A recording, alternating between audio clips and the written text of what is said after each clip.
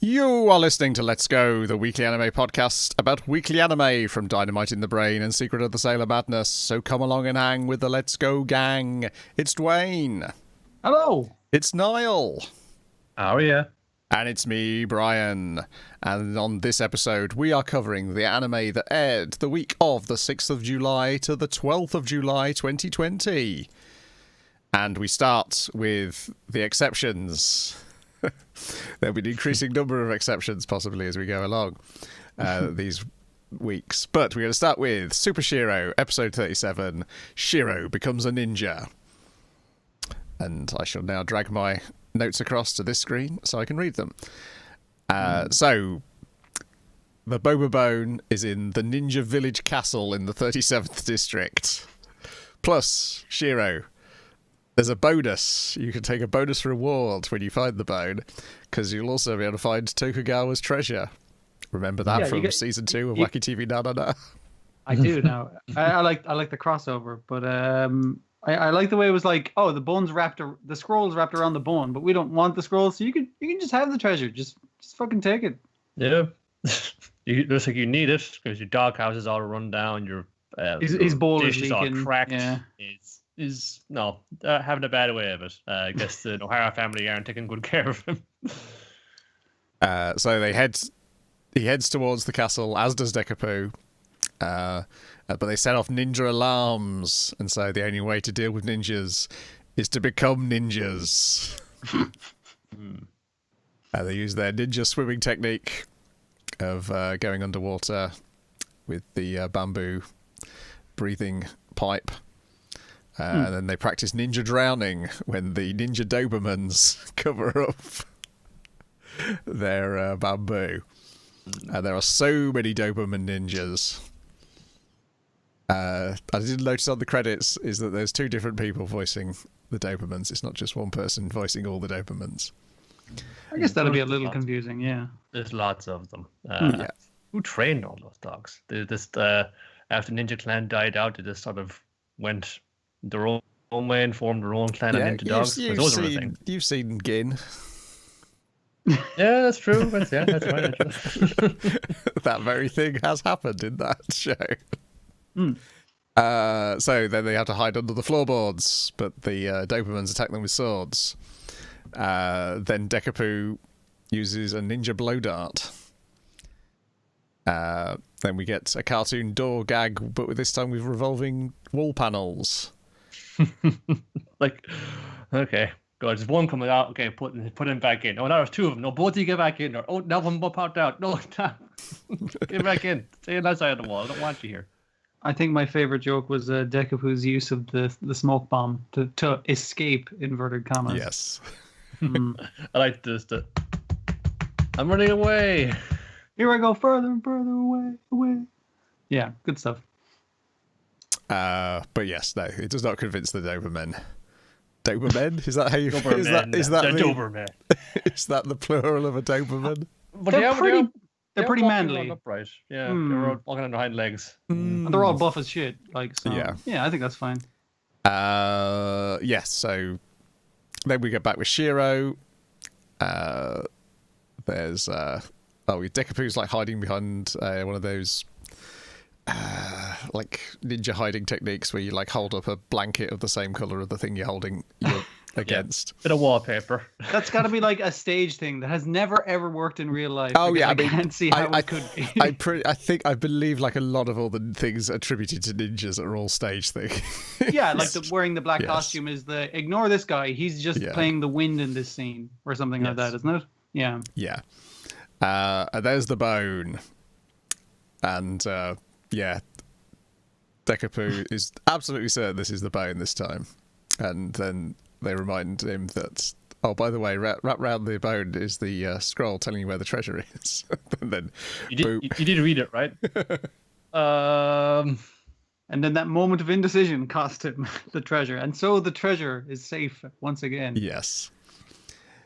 Then we've got episode 38, The Secrets of the Badge. They explain their shoddy animation. So yes, this time the bone's on a water tower, but as they're approaching, Deca-Poo is distracted because he's like, how is Shiro running that way? Where does notice what's up with his feet? I mean, 38 episodes in, he just wait a minute, that doesn't seem right. He's been very fixated on the bow, and now he has time to look around him, I guess. Yes. I do like the way he's like, how is he doing that? And you see the explosion go off in the background. It's like, okay, yeah, we know how that turns out. So then he decides to steal the badge and becomes Super Deca-Poo. And he tries running fast and then slows down the video of him running fast, and then he realizes, when you run fast, your legs are just moving so fast it looks like they're not moving at all. And that really saves on the animation. Yeah. No, the animators are doing so good. They're just drawing like 1,000 frames a second to get that animated in. If you slow down the cartoon, you'll be able to see it. So then he starts running around town. He's absolutely amazed. Then he thinks, I'll have a go at flying. When that is very, very slow. Then the controller calls and he has to hide the badge in a bucket and do an impression of Shiro. Because apparently Shiro's got to get his superhero physical done by the end of the day. And then we get to the element which is the secrets of the badge, as we learn all these other settings that the badge has. To be fair, I mean, like, he has a bunch of superpowers as Super Shiro. Yes, so. But yes, if you twist it and an M appears, it makes you medium height. If you twist it and an L appears, it makes you large. If you twist it and make a tall L appear, it makes you long. If you twist it and a low L appear, it makes you low. And if you twist it and there's like an S5, not S like by 5, yeah. But it's not by 5 because it's low, like it's a chemical. It's not up top. It's a subscript, not a superscript. It makes you really, really small, and it's a nightmare. And so Deca-Poo throws the badge away. I do like the fact that it's the villain gets the superpowers and then within 5 minutes he doesn't want them. And also, this is stupid. And we learn more about what this badge does than we've seen in 37 episodes. Yeah, we've had it before. I think it's like, I'm going to say probably like Lex Luthor fighting against Superman's powers, but he can't handle them. It's just because he doesn't have the ability to control them. And what was it? Well, it was also Superman. Was like, this is how he sees the.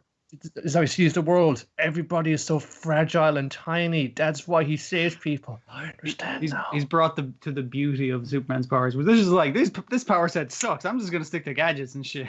It's much better. Now, the main thing I'm looking forward to is Shiro having to use that M setting and pretend to be a human at some point. Yes. Yeah, that's going to be pretty That's all good. it's about, just to let people know that, you got extra buttons on this thing that can have other gags for the remainder of the series. Yeah, because we're getting the S5 one next week. I was looking at the long Deca-Poo, and I was thinking that looks like long Mario, freakish and just like, no, don't like looking at it.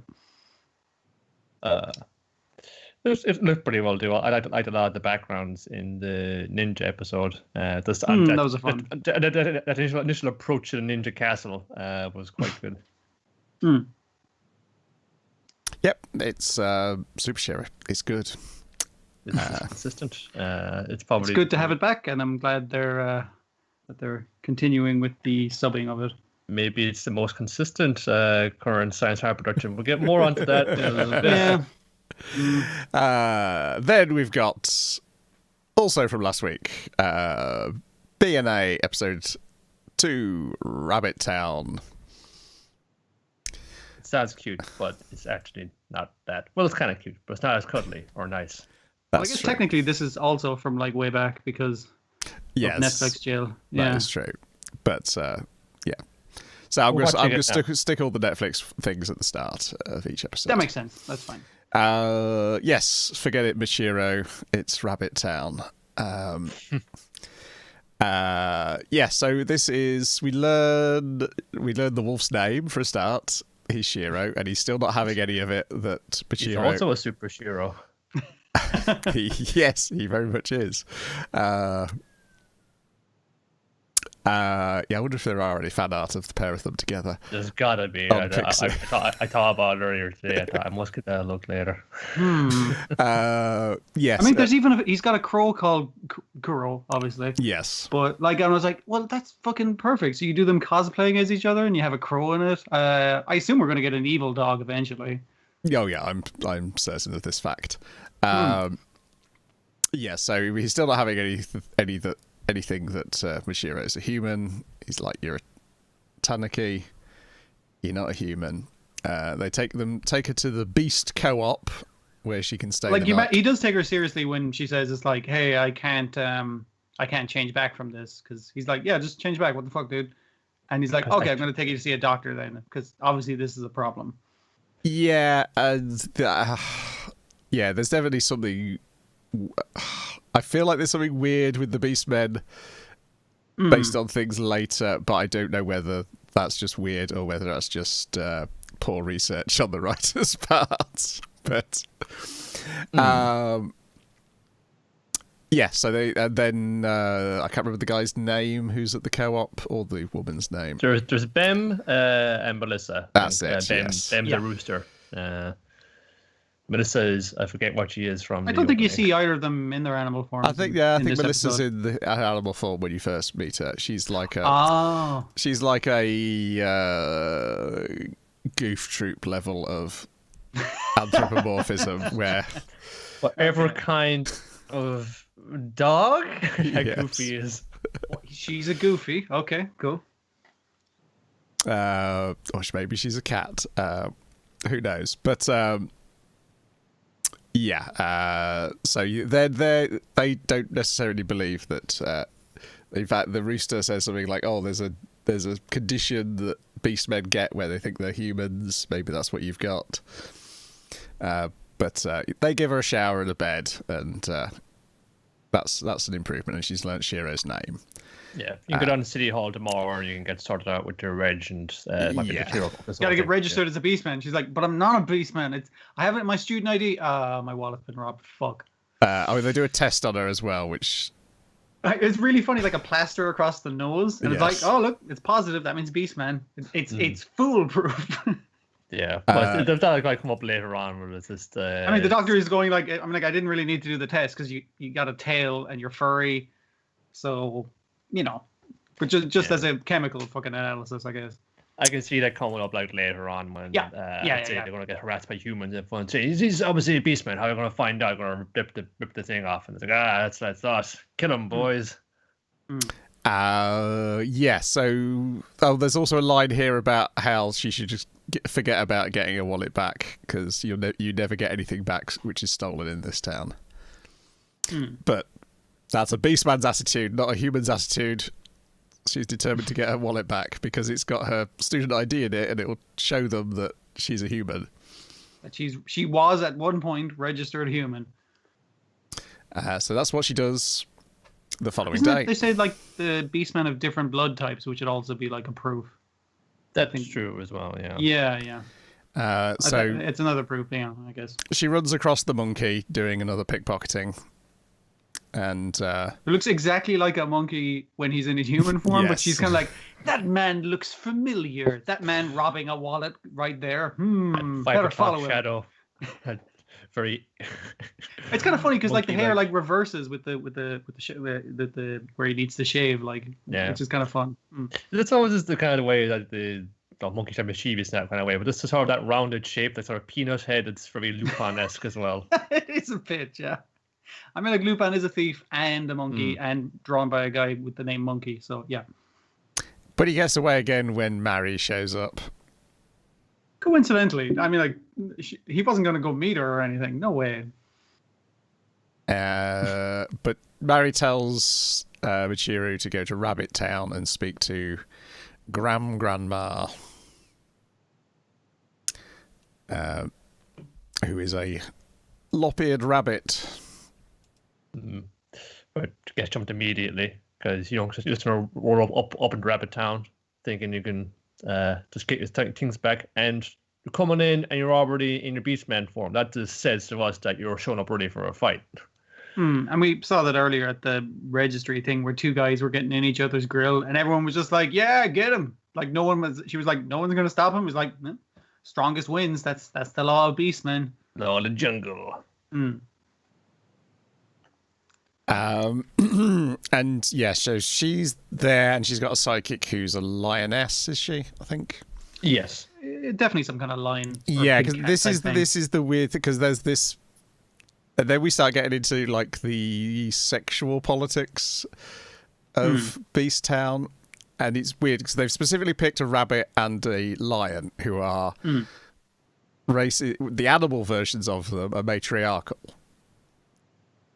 And then later on, when the guy from the gangsters shows up demanding his payment, he's a hyena, which is also a matriarchal. Yeah. It's also matriarchal. I was thinking that as well. I was like, that's nearly a good choice, because you're like, oh, hyena. It's like, no, the big hyenas are the lady hyenas. Yeah. I kind of want to. It feels like they thought that first, but then somebody else was in charge of designing the gangsters. Because I need like a sleazy guy, so a hyena. That's kind of what comes to my mind, but didn't get that memo from the department who were designing the female gang character designs. Yeah. So yeah, they do a deal, and she'll get her wallet back if she teaches the children that they've got here how to read and write. So she agrees to it. Because when your one's like, hey, you say you used to be human, and she's like, yeah, so you can read and write. It's like, yep. Like, all right, teach these kids. And she's like, oh, poor orphan children. Absolutely, I'll do that. Yeah. It seems like a reasonable fucking trade. Yes, but it appears what they're actually doing is training slaves. Yeah, that's nasty. And I did like the way she was interacting with the kids. She was happy enough to do it, and the way to get kids interested is teach them how to write their own name. That's how you get them hooked. Make it kind of a personal thing to them. Yeah, but they get kind of fascinated by it. But, that's what the sound that comes out of people's mouths. That's what it looks like. I know what it sounds like. That's what the word that is me written down is. That's interesting. And while all this is going on, Shiro is observing from a rooftop nearby with all of his senses. Away between blinks and whatnot. Oh yeah, we've seen him. We also saw that he tied up the bombers with a message wrapped around them, like he's Batman or Spider-Man. These are the dreadful bombers or something. Yeah. I can't remember what the message. His job is supposedly a social worker, but he's just working for the mayor, cleaning up all of these this case in a quote unquote discreet manner. I did like the way, like, later on, it's like, oh, so he's, because when the cop rolls up and has the guy set up, it's like, looks like he got to them before us again. And I was like, oh, so he's like a Batman type guy. And later on, it's just like, no, he's openly working with the police. Yes. It's fine. Knows with Commissioner Gordon. You know. Yes. Meet that rooftop, but over a certain amount of time, everyone knows what Batman is. Everyone knows he's meeting on the roof every night to discuss crimes. So may as well just have this down here. And like that, our Commissioner Gordon here is a bloodhound, of course. Oh yeah. There's some things have just persisted in culture for so long that if you try and change them, it's just like no, there's nothing better than that. This is the perfect animal to correspond to that kind of job. That's why I did like that joke in My Hero Academia where one of the cops is clearly a cat, and they're just like, shouldn't he be a dog? And then there's later on one that is a dog. So it's like, and obviously he's higher up in the food chain. The kids mention one's doing a picture rather than writing their name of the Silver Wolf, this superhero type character. Their god of beastmen. Yes, the god of beastmen. And then she catches a glimpse of Shiro on the roof, and she's like, maybe I've seen him. She thinks back about seeing him on the roof as the Silver Wolf. Yeah, the big glowing dog is like, you're probably going to remember that. But yeah, then we get the gangster show up with his boss, and they'll just take what they've got now, which is the children and Michiru. They're going to ship them off. They've got them all caged up, getting ready to load them onto a boat. I do like the quickness. Her speech kind of changing to cruelty. It's like, hey, how come you wanted me to read and write? It's like they would have been worth more if they could read and write. But It's yeah, just, oh, that's nasty. but I like that there's no connecting tissue there. It's like bang, get immediately to the outcome of. Well, let's get to the fucking cool bit. Yeah, because the cool bit. We got the emotional stuff down. We got the world building down. Let's get to the cool fucking shit. Yes, where Michiru, because Shiro is too busy gathering evidence to rescue them, Michiru has to rescue the children by using her definitely not Tanuki powers. The tail comes out. You think, okay, well, you could maybe rationalize that by saying, oh, well, this is she's got fluffing her tail up really much, fluffing her tail up like a massive amount and getting like a stack of electricity. Okay, that could be something. The harder to explain is when I'm trying to reach up out of the cage to get up towards the cab of the crane. And her arms extend like she's got gum powers. Yes. Because initially they're like the tail thing. They're just like, that's fucking weird. She's just swinging around the cage, though. It's like, that's not a big deal. And then everyone's just like, oh, Jesus, that's horrible. How is she doing that? Just snaking up to the operator in the crane, just strangling him like a python. Well, no, she's got hold of a lever. She says, I think I've got hold of a lever. I'm going to give it a good yank. As we see you bashing this guy's head repeatedly against the side. To be fair, she's also shocked at how long her arms have grown, but she's going to use it to her advantage. And the children are going to say, well, that's freaky. She says, oh, that's not very nice. But yeah, she's like, oh, this is really odd. The children are surprisingly childlike in that, one of them's off drawing. The other one's like, that's weird, even though it's like helpful in the situation. Yeah, they're written realistically, and I like that. So, and then Shiro shows up, and then the bad guys get lured away. She gets her wallet back, and she wants to know why you're doing this to children. And the ominous grandma like gives this ominous line about how you're gonna have to learn how women and children are treated in Beast Town. And it's like you think you're clearly she believes her, I guess, maybe that you're a human because you don't think like a beast man. Yes. Yeah. And then we get the argument with Shiro where Shiro, she's reprimanding him for saying, why didn't you step in earlier? And he's like, I wanted the evidence. And she's like, and I knew I'd be able to rescue you. And he's like, what if you were wrong? And he's like, I'm never wrong. What if you got there too late? Yeah. And then she waves the ID in his face going, see, you're wrong about this. I am a human. You're not perfect. Stop believing in yourself so much. Because I think it was the line, it was like, he needed to gather the evidence because he couldn't afford to make mistakes. And I was like, you made a mistake. Check out my ID. It says I'm not a beastman. It says human. I'm going to find a cure, and I hate you, beastmen. Yeah. And he's also talked to this thing. Well, like, why are you doing this? Oh, I do this to protect the women and the children. And I was saying, why is this for women and children? Why are fucking the males so like highly fucking regarded in this stupid city? I hate this town. I want to get out of it. Yeah, she's been there like little less than 2 days, and she hasn't had a great time of it. Yeah, it's just like she's coming from a human society where she's much more ingrained in her. We should be like trying to fight for equality for everybody. But here is like a city that's entirely set up and populated by beastmen. They've been there for a little while, obviously, because the only kind of, well, not only rule, but the main rule they kind of follow these instincts is the law of the jungle. There's a hierarchy in the animal kingdom, that the males do this and the females do this. And that is the rule set out for them. And the highest is the naked mole rat. I mean, like, it's as an animal goes, isn't it? Like, it very rarely fucking gets cancer and shit like that. It's genetically like really fucking good. Yeah, I'm going to guess is that, because I think it said 10 years that the city's been set up, didn't they, in the first episode? Yeah. I guess that the building of the city has somehow warped Beastman culture. Yeah, or that because they've been forced all into this little ghetto that they've been evolved as a society kind of really poorly. Because obviously a lot of it's the veil being lifted from her eyes, where she's kind of like, I thought this would be better than the human world. Yeah. But it has its own fucking problems. Yeah, it is as well. Like, we had a big party last night. Everyone was out rocking their dogs, their cats, their birds. It's fantastic. Okay, party over. I gotta go back around, and we gotta wear our human disguises. But what? Can we be open about who we actually are? Nah, man, we can't be doing that all the time. That's just not the way things are done for the holidays. Yeah, what are you talking about? Yeah, we can't.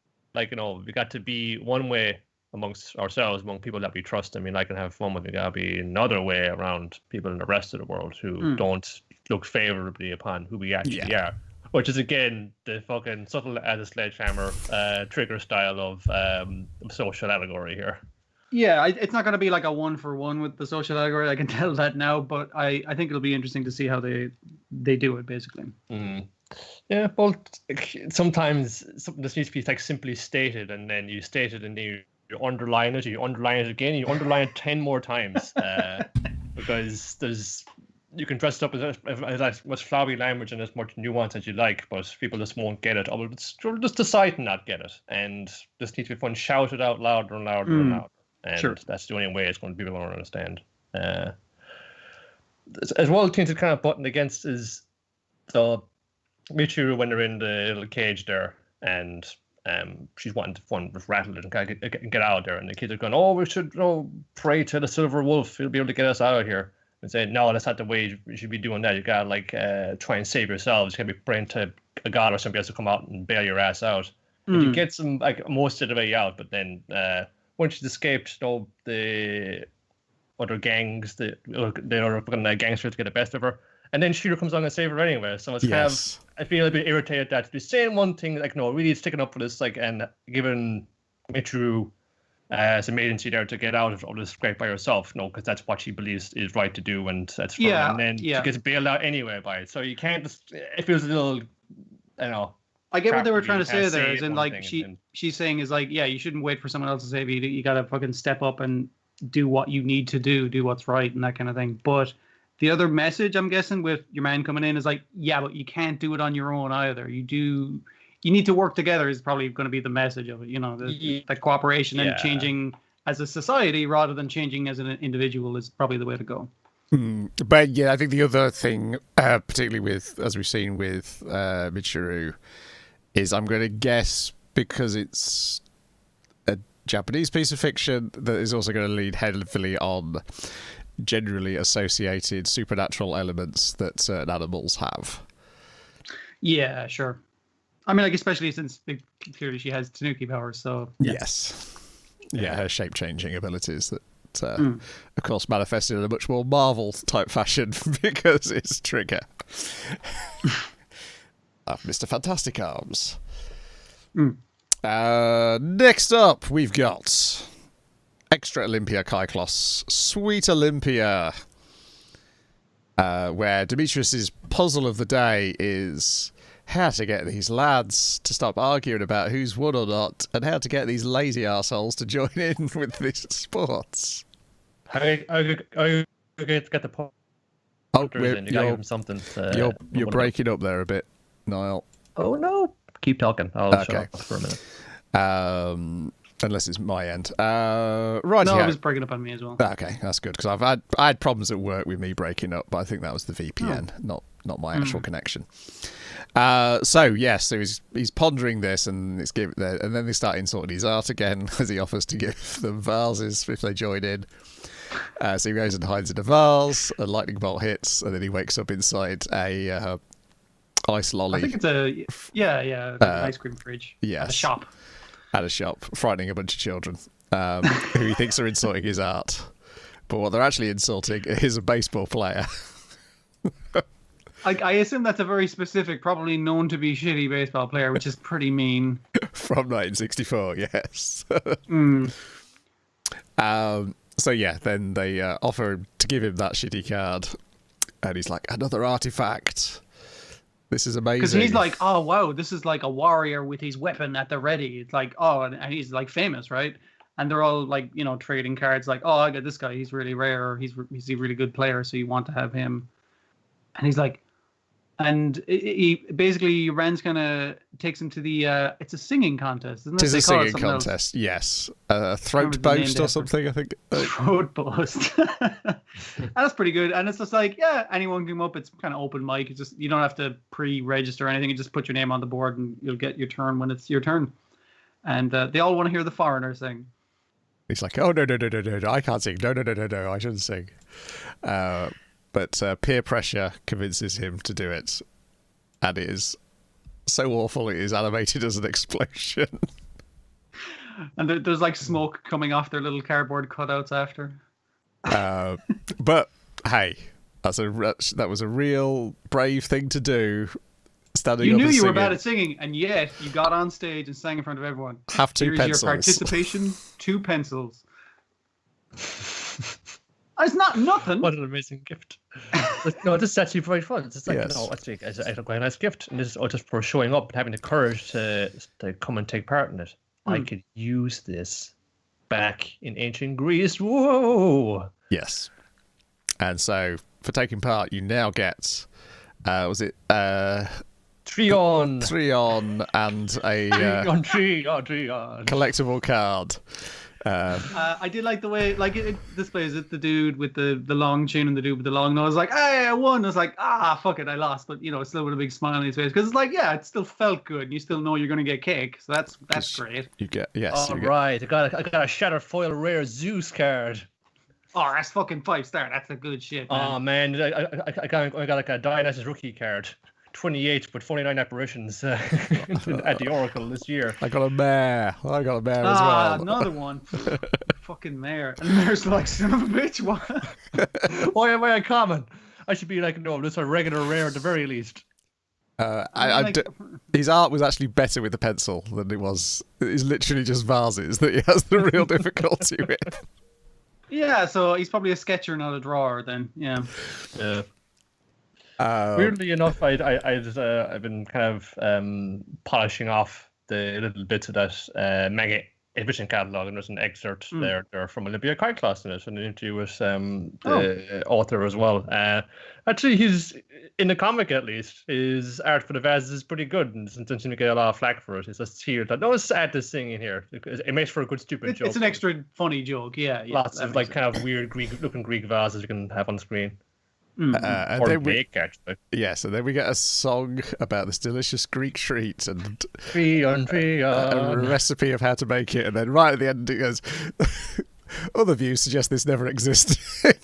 Yeah, I fucking laughed really hard at that because I was really enjoying it. I was like, oh, it's just like a little honey cake. That sounds nice. And it's like, mightn't be real. And fucking show, man. It's real enough. You can make it right now. I mean, like, yeah, you got the recipe. You know basically what it would consist of. I think the argument is they may not have actually eaten it at the time they're claiming that it was eaten. Like it was a later invention, but they kind of attributed it as like, yes, our ancestors had this. Wink. That kind of way. It's like, yeah, sure they did, but and for the tourists, huh? yeah. So yeah, still fucking great. I think my favorite shot was the guy with the pencils when he turned towards the camera to hand the pencils, and obviously it's just completely like fucking skewed 2-dimensional drawing. Just really, really fun stuff as usual. Then we've got a brand new show to talk about. God of High School, Episode 1. Setup. Stand up. Stand up for your rights. Hey!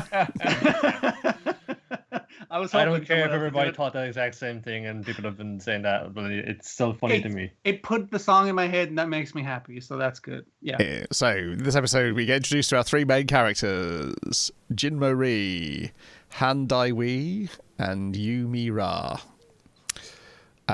So, I believe Jinmori is your fella with the sleeping mask. That he had as a small child. Yes. I love that. It's like, how are we going to know it's him? It's like, he has crosses for eyes. We'll know. Yes. Ready for a nap anytime. Han Dai-wee is the very responsible one who finishes his stint at the convenience store before walking to the God of High School tournament. And Yumi Ra is our high school swordswoman with a muscle fetish. Yeah, she got distracted on the way because she got lost, and also, hey, that's a bunch of sexy karate guys. I assume probably taekwondo guys, but still, yeah. Yes. Hey, they're all about it. I love all of them going like, oh, your muscles look great, and they're all just like, and like straight out of their shirts. That was really fun. Yes, because they were very depressed until that point. It's like, we're all fucking super buff. How come we don't fucking get in the tournament? It's like, what's the choosing thing? It's like, clearly, like, you need to look more anime to get in, for one. And they all get swept up in... They all get to meet each other as they get swept up in this chase of a purse snatcher on a motorcycle who's stolen a granny's handbag.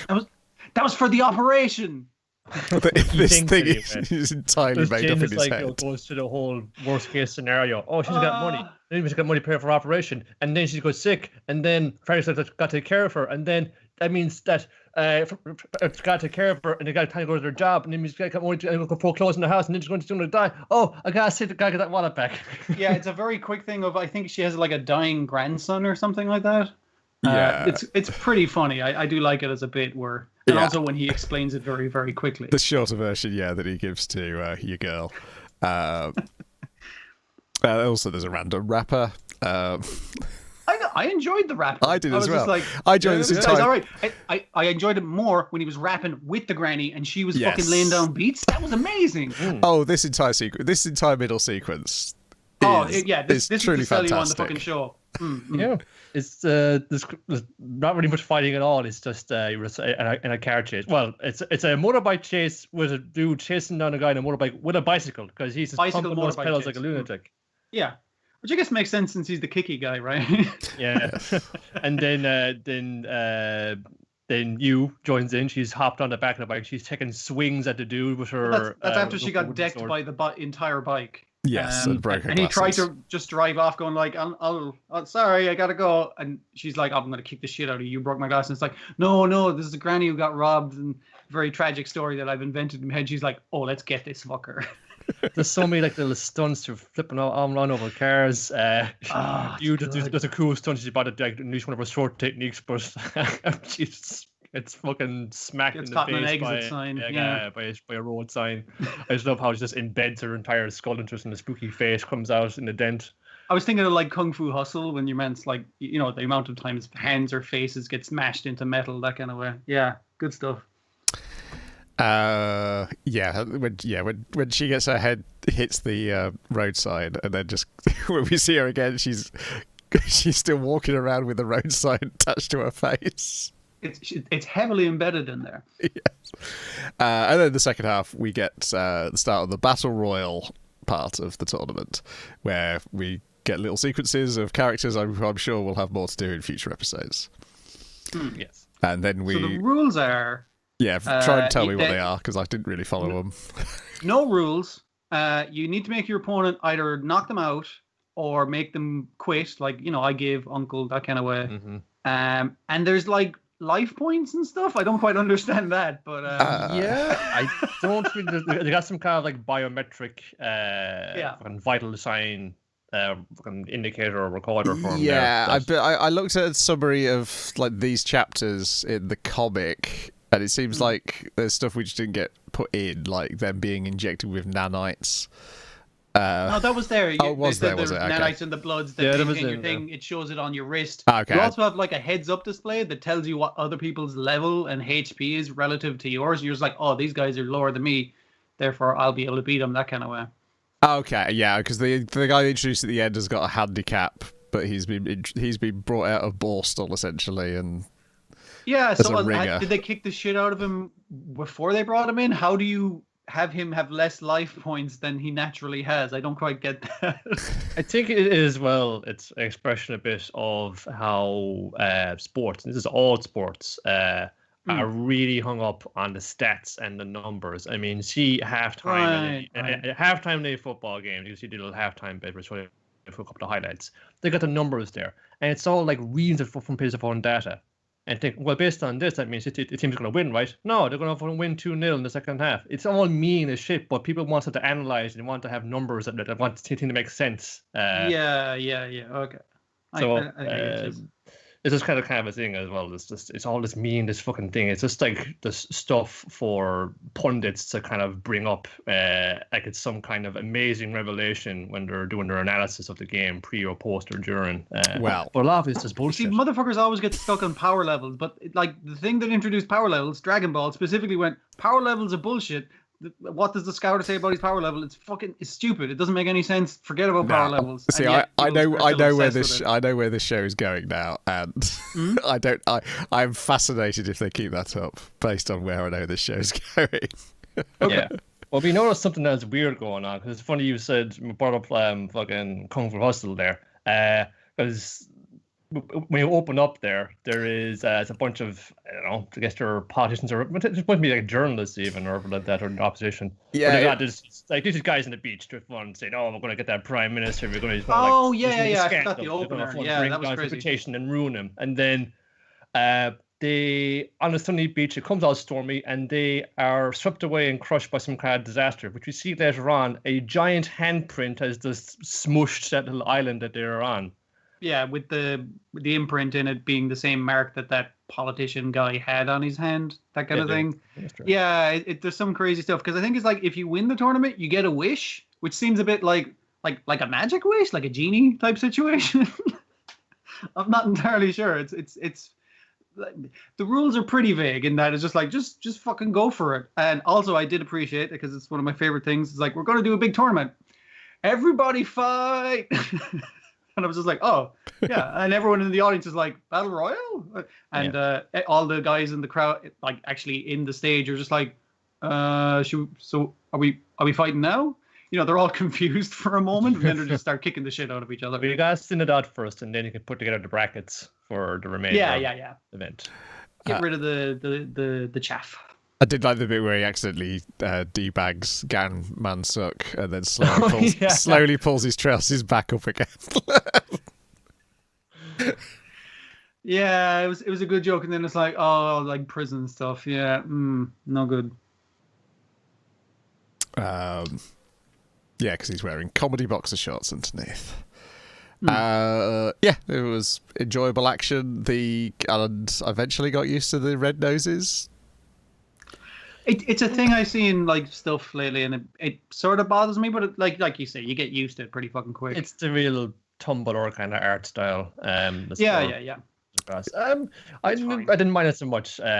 It was putting me in mind of Nobuteru Yuki character designs, like in Escaflowne, where he's got the big prominent noses there as well. They've always just had a fondness for. It was putting me in mind of Warner Brothers caricatures of W.C. Fields.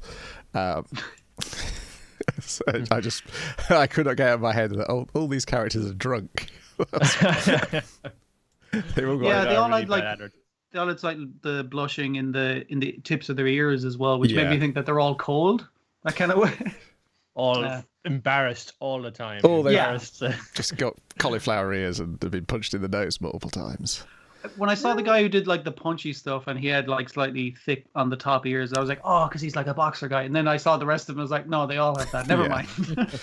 And that design is not, that colouring is not there all the time, but it's in there for the most of the episode. But so we'll see whether that is a consistent design thing or whether. It's a design thing I'm not entirely used to, even though it's prevalent on Tumblr in a lot of places. But like the fact that we've gotten used to generally like one line and a nostril as that's a nose, it's just like it actually makes more sense this way somehow. That's only a small little thing, I'd say. Sure, But for the majority of it, it looks fabulous. It moves very well. It's definitely like we're living up to what the trailer showed us. It wasn't just here's a few select scenes from the duration of the whole thing. Yeah. No, you're saying like pilot this shit. There's so much fighting going on. You don't know where to look. It'll be always a bit of a relief when it gets down to the practice to get a few one-on-ones, but man, it is coming right out the gate swinging. Looks like we get one-on-ones next week, so good. Then we are talking, or rather you are talking, Fruits Basket, episode 14, I Should Just Die. Hey, it's okay, man. You'll be all right. Yeah. You kind of wonder what's happening with that because you get the phone call at first. It's like, oh, Toru, your granddad, he's fallen ill. He's hurt his back. Is he gonna be okay? Oh God, he's gonna die, isn't he? No, he's just hurt his back. He'll be off for a couple of days.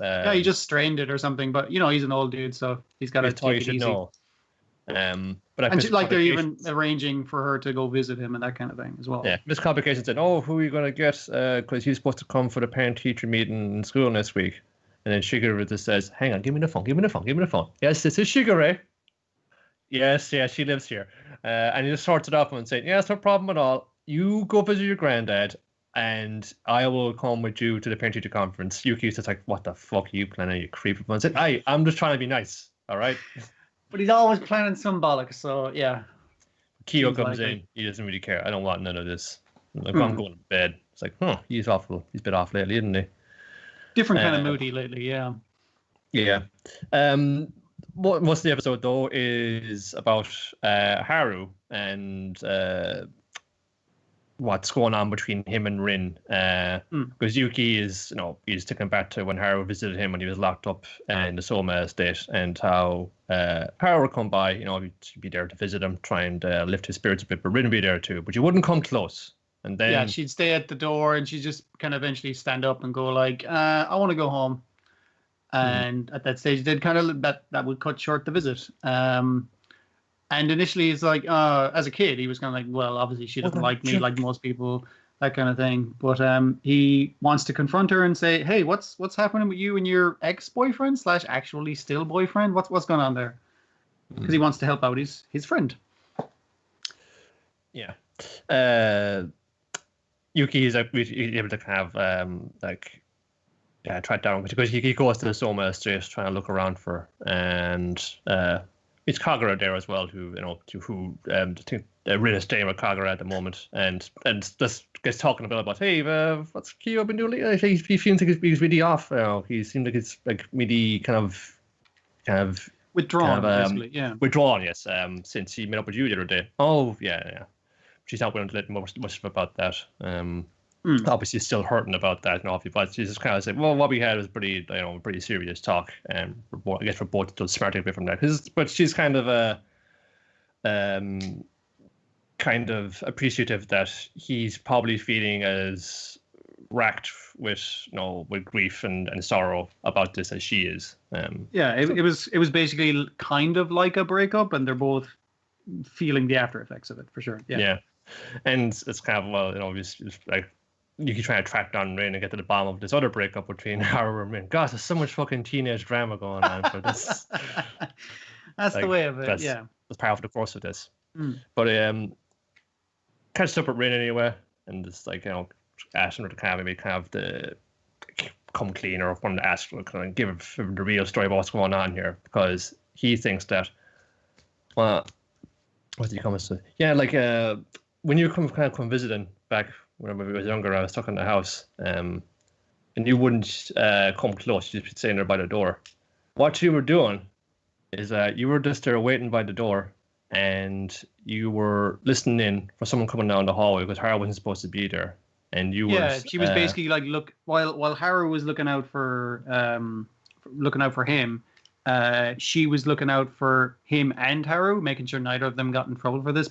Just scouting, basically. Just being the lookout. And it's kind of interesting, because basically she's been very standoffish and like, get away from me, that kind of stuff. But in this regard, like interpreting what she did as very Haru, like you can see why they were a couple. They both have that thing of protecting other people over their own safety, that kind of way. Which is why Yuki thinks, is this whole breaking up with Haru, are you trying to protect me, trying to protect him? Like, what's going on? What's real? It's like, you don't know, man, you don't know my life.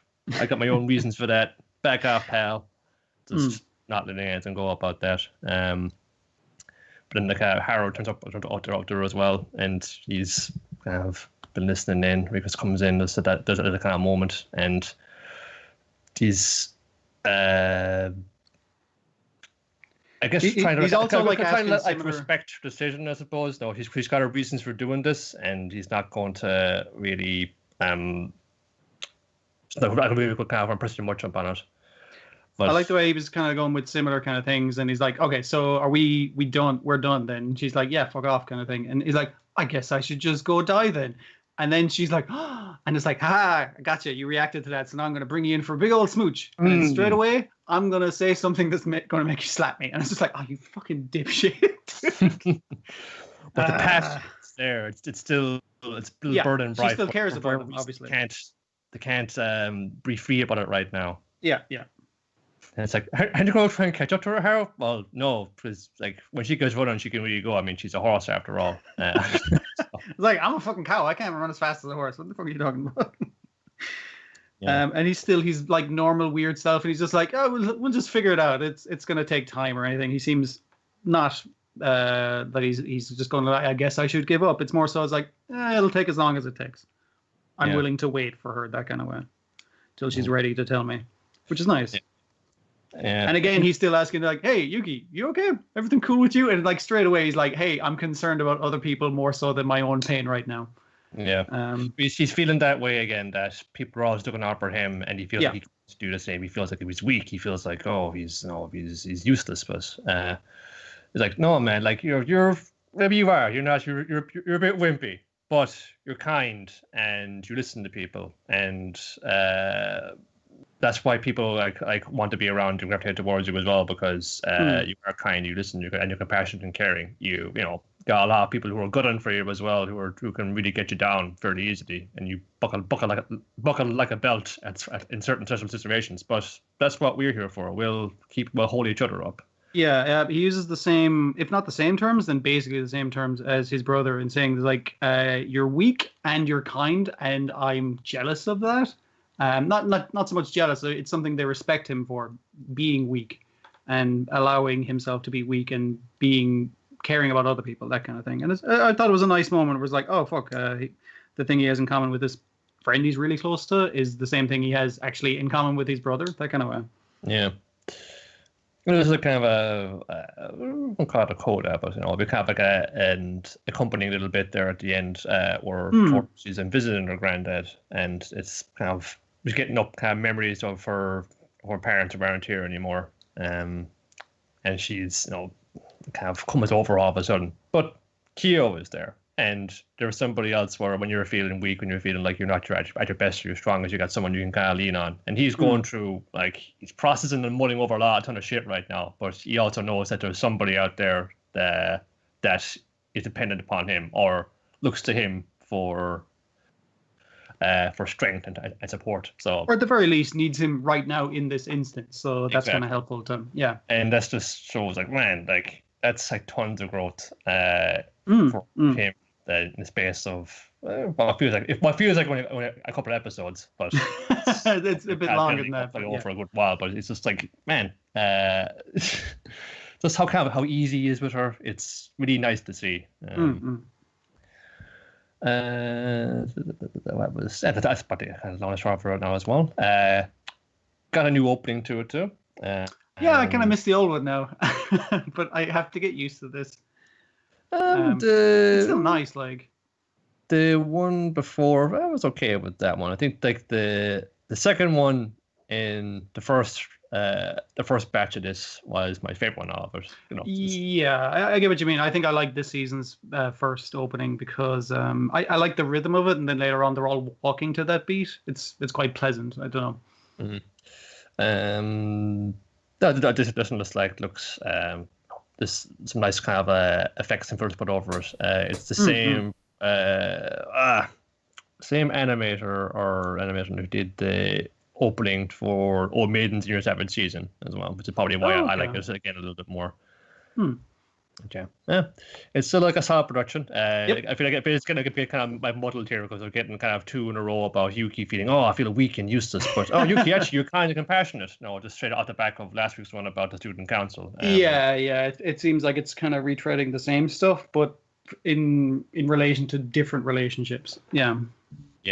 I suppose it's kind of showing 2 sides of it. This is the way he is with people at school, and then this is the way he is with people who've known him for years. Yeah. It's just maybe it's just realizing, no, this is who you are, man. You should embrace that. This is how everybody kind of views you and looks to you, and that's not a bad thing. Yeah. Righty-ho. Next up is Wacky TV Nanana, episode 13, Survival 20 Years Vacation. Turns out this is not a TV crew. These are 35-year-old schoolboys. What's the difference? So, yes, they washed up here on this island 20 years ago with only a VHS copy of Banana Mesh, a late-night TV Nanana show. Like I don't know literally what they're referencing, but I'm guessing it's something along the lines of Eurotrash, one of those kind of shows. It's just like, we don't talk about that show anymore. Gilgamesh Night is what it's referencing. Because they accidentally fucking say the right name at the end. They break character. That was really good. I laughed at that. Yeah. Yeah, I did know the name, and I don't know how I know the name. I do know the sort of program somewhere else, is. Yeah, I mean, I've seen this the thing of like the schoolboys videotaping it and watching it at night, to watching it when their parents aren't around as their favourite TV program, because that's a plot of a Yokai Watch episode. Of course. I'm guessing it was written by the people from experience. Yes, so, quite yeah. possible. Yeah, so that's the joke this week. Is there's this tribe of 35-year-old schoolboys who worship this videotape, and they're horrified to learn that TV Nanana has changed its ways. It's really cleaned up, yeah. Now they do programs about financial news, and they're like, but they're naked, right? they take their clothes off. No, man. I mean, we're listed on the stock exchange now. It's got a lot of oversight. We can't be doing that kind of thing anymore. And like he's begging and nearly threatening. He's like, "You gotta bring it back, man. You gotta bring it back." And they're like, "Come on, man. You're holding out. You gotta have a tape with you somewhere with some boobies on it, right? Come on." And they're kind of like, "Well, I mean, like, I guess we could ask him. It's been a while. It's probably due for a revival, right?" I was like, "Yeah, we could probably do that." And accidentally get the fake name wrong and say the real name of the show. And then break character, and they're like, "Oh, you want? I guess you miss it as well."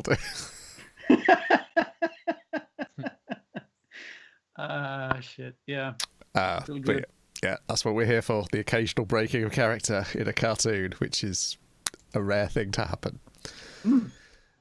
Then we've got another brand new show. Deca-Dence, episode 1, Ignition. Now, I may have to get you guys to recap this, because I don't know how much you're aware of episode 2 yet. I have been very good, and I've only been watching the things that I'm supposed to watch for the podcast. I went to the website to get the names, and I was like, what? What? I saw you saying that, and I was like, I'll avoid it just in case. Oh, well, I think that's the closest couple of shots of this episode. I think, oh yeah, there was some other crazy crass shit going on here. Well, not necessarily crazy, but it's like what you see is only one side of it. No, for sure. Like that last thing, I was like, wait a minute, is this virtual reality or Robot Kingdom? Or it's like, this looks cool. It looks like a different fucking show. But it opens a bit in the past. You got Natsume. She's out with an expedition with her dad. And she snuck out on an expedition. She's not supposed to be there, but all the lads are like, "Oh, you're constantly telling her stories. Of course, she's going to sneak out." She's a little rascal she is. They get waylaid by the Gadolls, who are monsters that stalk this wasteland that they are trying to eke out an existence in and get resources and so forth. Presumably it goes bad. It goes quite bad for the rest of them, and that's good for Natsume, who loses an arm in the ensuing fucking accident. The attack, yeah. And then we're kind of that was pretty horrific, because it's like, oh, they're totally going to get away, and they're like, hey, it's the guys, we just need to catch up to them, and then their car gets absolutely like pinwheeled, and I was just like, oh shit, that's bad. And then you see her waking up in the hospital van with one less arm, and you're like, oh shit. Just to let you know at the start, it's like, hey, we're not against maiming little kids in this, so just so you know, some stakes. Yeah. Then we're kind of told then about the nature of this thing. Like, no, these monstrous life forms, giant things like the Gadolls, they've risen up, and they've swept across the entire planet, laying waste to most 90% of humanity. Who have since now kind of come and shelter together in the gigantic mobile fortress Deca-Dence. We harvest the oxygen, just the blood, I suppose, of the Gadolls to use as fuel and power this thing. So we got regularly send out expeditions to both fend them off from the fence and also to harvest their fluids to keep our what remains of our civilization going. I thought just not skipping ahead, but I did think it was interesting the way the battle at the end was treated both as like, this is just a regular day, and also this is a big deal at the same time. It's like, we are fighting for our lives right now, but it's like, make sure you get the good stuff out of them while we're doing that. Yeah. It was a weird combination, yeah. Yeah, so it's kind of split up then. Everybody has, their assigned roles, and then depending what kind of where you are in the pecking order of the society, that's what you're kind of going to be working in. So you have the the kind of the class who actually go out and fight these things, who seem to be an entirely different race of people altogether. Because yeah, I think what was saying is like they're made for battle, as in they're genetically made or something. That's my guess. They're called the people who Natsumi's class of people are the tankers, aren't they? Yes. And I can't remember what they refer to the other people. There is a specific term for them because there's a term for them, and I think there's a term for is that it? Or is that just the guys who go out in it? Because I think they said that there's only like 200 tankers who are zoners or something. Zoner might be the name of the people who use the maybe I can't remember. The fighters. Check the glossary on their website. I was going to say, I'll say if you go and check the website right now before watching episode 2, I would watch episode 2 first before going and checking the website. Okay. How to forget the kind of the fighting class is called the Power. That's it. Yeah. Okay, there you go. But yeah, there's only like I don't know how many there is in there, but I assume a lot. But like, there's only 200 tankers that are like currently graduated into being actually on the front lines. Everyone else gets the crappy jobs. Like one of her friends is super happy and really shitty about getting the job of butcher, because it's like, hey, you get to chop up their corpses so we can eat them later, and she's just like, yes. Are they friends? Just seems to be the classmates. The bully. Okay. Yeah. I shouldn't have said friends. I should have said classmates, but not like mates. No fellow orphan. They're all orphans. They're in an orphanage. They're in the orphan school. Yeah. Yes. Which I guess is pretty fucking common based on this crazy fucking world. But yeah. Naturally, it doesn't get a job, or rather, her application has not been processed yet, which isn't the same thing as been rejected, but it isn't being accepted. And just kind of going, this is about my arm, isn't it? This is about my fucking robot arm, isn't it? It's like you do have to be able-bodied, and you're missing a bit of body, so best get on the cleanup crew. So he gets assigned into the Kaburagi team, which has got a crotchety man in charge of it. And I mean, technically, it's mechanic, and it's a good job, but you have to spend 5 years cleaning shit off the outside of the fucking thing. It sounds important. Like, yeah, you got to replace the armor, but you have to do that. You got to be scrubbing off the bits of gore and rotting flesh that from the exploded monsters that are being encountered on a daily basis. Which is like, 5 years of that, and you'd be just like, that would really wear you down and destroy your hopes and dreams, I guess. Doesn't wear her down though. You figured that's what happened in this guy. It's just like, oh yeah, he's just like, yeah, I had to scrape shit for 5 years, and now I'm chief of the shit scrapers. Or is he? Because he seems to be like alluding things like he's somebody who's infiltrated Deca-Dence and has some unknown secret mission. I'm biting my tongue so hard, blood's pouring out at the moment. I'll avoid the website like the plague until I get fucking further in then. Okay. Also avoid the Katakawa's YouTube channel as well, because you might see a thing where you go, oh, that looks right on my street. Let's click on that. And I was like, hang on a second, this is Deca-Dence. I was thinking of fucking Mutant, BNA, and Japan Sinks, so I can watch those without spoilers, but now I'm fucking going to have to mute this as well, I guess. Dear. Yeah, I don't mind, man. If I see anything like that, and I've seen some kind of things in here, it's just like, oh, well, how does that come about? I'm quickly skipping through it now, and there's one shot that I just thought was a visual choice in episode 1, and I now know is not a visual choice. Okay. It is a hint of something which is very quickly revealed in episode 2. Okay. I mean, like, if the shit's going to come to light in episode 2, I guess I don't have to mute it for that long. It's a little over 2 minutes before the okay, right into it. Nice. Yeah. Not is a go-getter though, and is after seeing that Kaburagi left his water bottle after him. Also as an excuse to not get macked on by that fucking asshole. Yes, that dude. Creepo. Goes to go return to him and says like, "Hey, I brought back your thing." No, it's like, yeah, thanks for that. Yeah. So you left an item that belongs to you mistakenly, and I, who don't own it, returned it to you. Do you see how this works? You need to throw me a party right now. I've got the food. Let's go. You got the beers? Okay, let's crack into these. And he's been trying to hide his little pet. But yep, he has a little pet Gadol, a little tiny one called well, it's named Pipe because He didn't name it. isn't it off? But I no, did like he's kinda that where hanging around. he's trying to like get. She's very drunk. She's like, "This is fucking bullshit, man. This job's bullshit." He's like, "Yeah, that's great." And he's like hearing the door open behind him. She's like, "What's that noise?" He's like, "Time for you to go. Party over. Let's go. Move along." Yeah, initially, she's freaking out because it's a gadol, but this one seems not too bad. It just farts from its head. What's the big deal? Yeah, it's on steam like a pipe. Let's call him Pipe. Well, also it brought her a pipe as a gift. It's more like some kind of really just like overweight cat just lounging around. Yeah, it seems to like head scritches, so that's good. Yeah, so it's going to be this whole thing with these giant monsters isn't so simple after all. Yeah, and he's initially kind of shocked because he's like, "Weren't your parents killed by these?" And he's like, "Yeah, but this guy seems all right." This one didn't kill him, so it's all right. Yeah. While out on the job, then just scrubbing things down the following day, just get an attack coming in. You got a former gadol coming in, and also a big, huge, massive, like fucking mountain-sized gadol is also on the way as well. So you got they name all the different. It's like, okay, we see this class, and they all have like cool names and shit. And obviously, the big guy has a very specific name, but I've forgotten all the fucking terms for all the different types.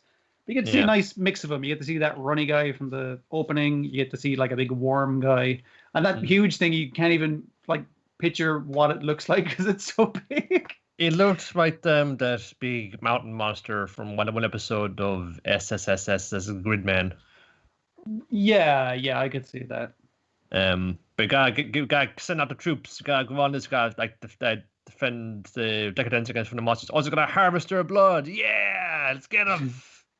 So, like, a lot of their, I'm going to call them guns, but that's probably not the right term, but they shoot pipes into them so to, I guess, perforate them and leave a big hole for them to bleed out of, which is like, that's nasty, but it seems to do the business on them. And with the big guy, just like, fill him full of syringes, we'll get him pumped out and then kill him.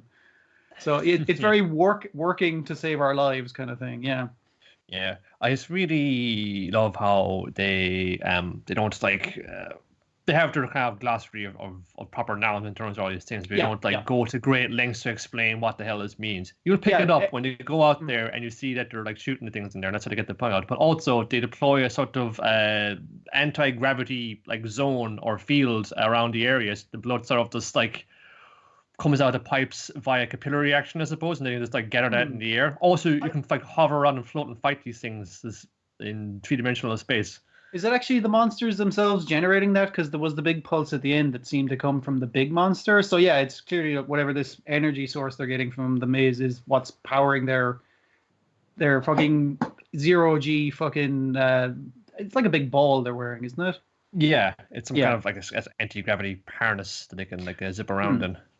Really, really nice.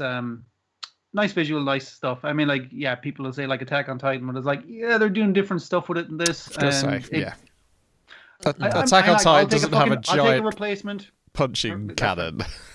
Oh, that was. I love that. That was my jam.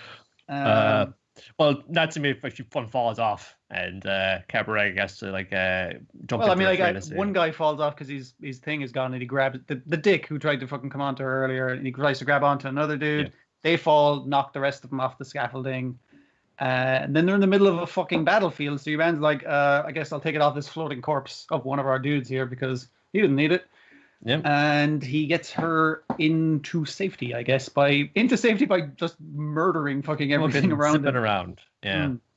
But no, that's all well and good, but it's got this giant mountain-sized one to deal with, so we got to rely on the superior firepower of Deca-Dence to take this one out. So we got to go through the configuration and the attack preparation process.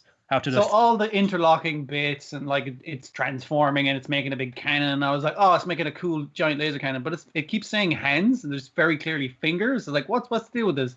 And the fact that it didn't shoot a laser, but the laser was just like the cooldown for a really big punch.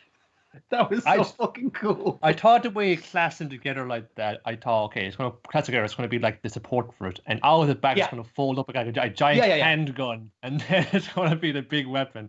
But it's even better than that. It's like two like city-sized fists together, and it's a colossal piston punch.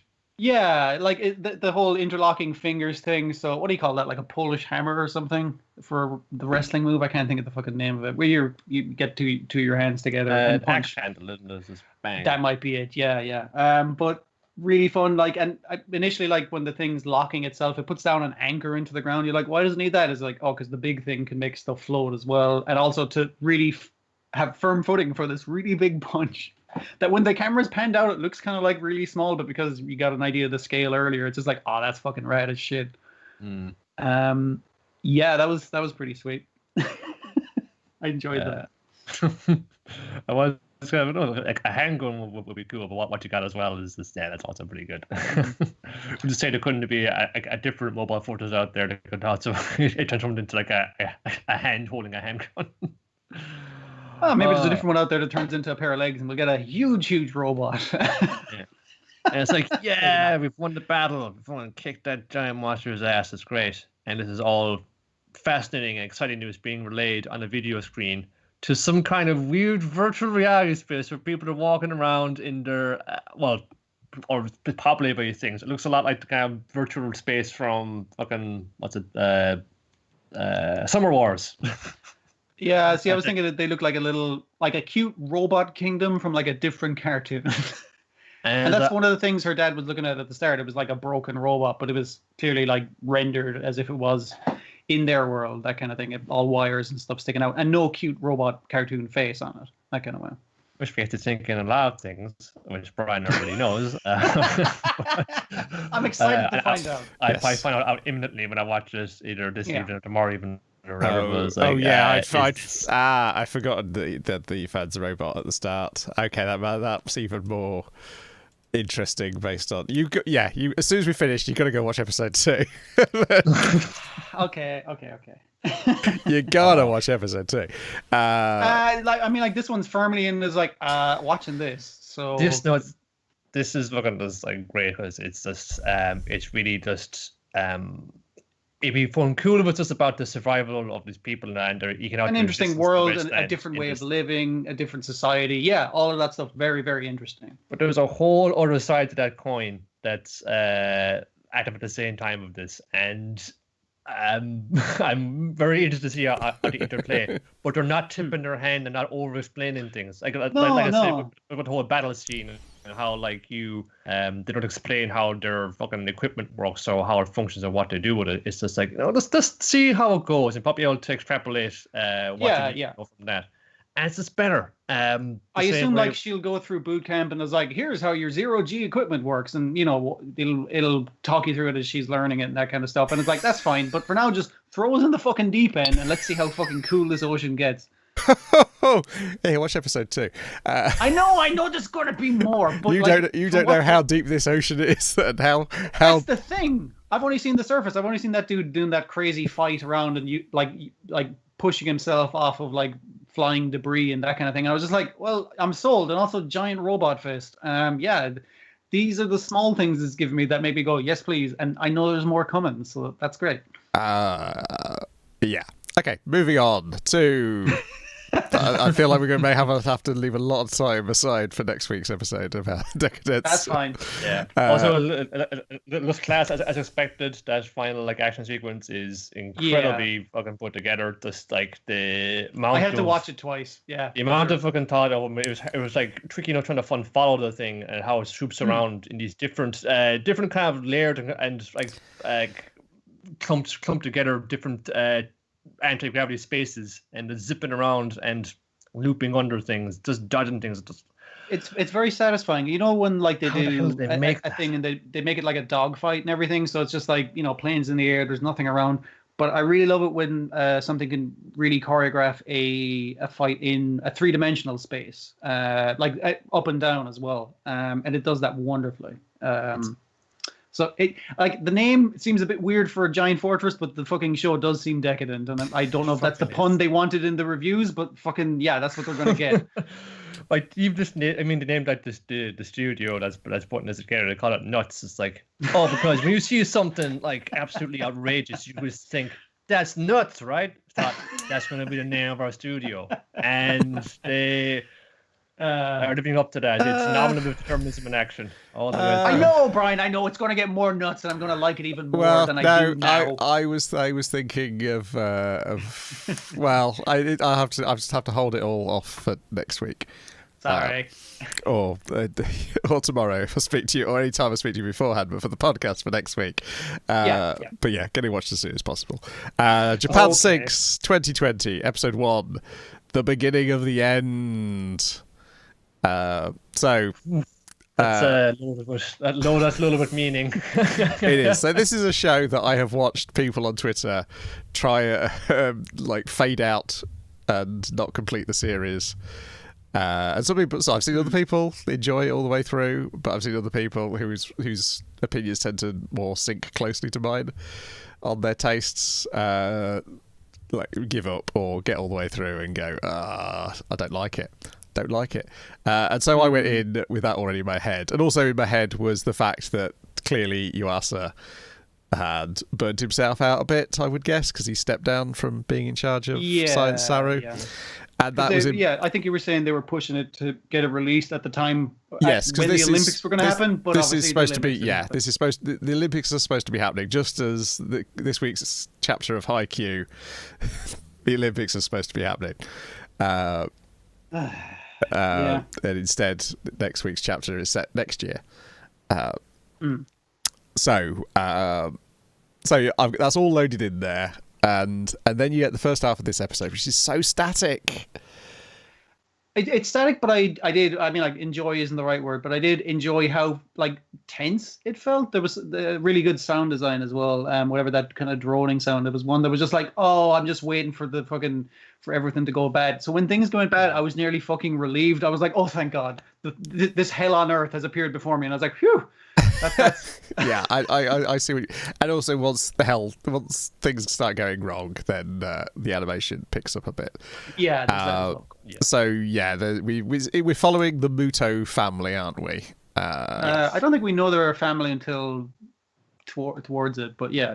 Well, you put it together, like why are all these people? Sure. Like, why was seeing a dad character? Why was seeing a mom character? Why was seeing like the teenage kid, daughter and the primary school age son? All in separate places, but they'll get scattered by the earth. Well, they're already like in separate places, but then the earthquake makes it even harder for them to rendezvous and find out if they're even fucking alive to begin with. That's So the daughters at a track meet. They're, I mean, like you're one saying they're basically Olympic hopefuls in 4 years. Yes.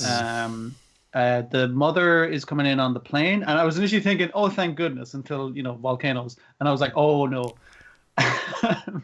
The dad is on construction, I presume, on the stadium.